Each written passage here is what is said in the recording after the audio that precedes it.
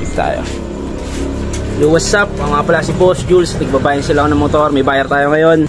Pang second transaction natin yung araw, September 30. Last day of the month. Last day na ba ngayon? O may 31. Yun, last day of the month. Mukhang nabawian tayo Natawaran ng malupit tong ano natin. Ayaw sana bitawan. Bali mga boss, ito nga pala si yung buyer natin. Taga kababayan lang natin dito sa Montalban. Boss, di ba talaga papakawalan? Dito boss.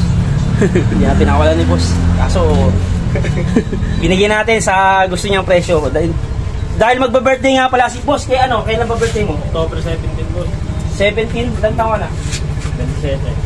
Kaya edad lang pala kami ni boss. Bibigyan natin ka. Boss, 52. Ilan tayo? 52. Guys, 52. 2021 model. Naka-RCB na max. 14K Odo. At kinabukasan ay sinamahan natin yung nakabili sa atin ng motor.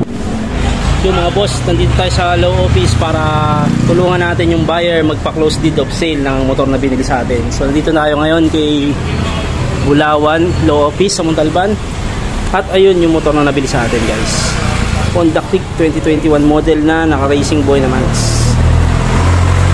Yun Yun? Supply ba yan? Yun, tapos na tayo magpanotaryo ng deed of sale request ng buyer natin. So sa mga naghahanap ng quality second hand ng motor, follow yung page natin. Malay nyo, dito na hinahanap nyo. Let's go.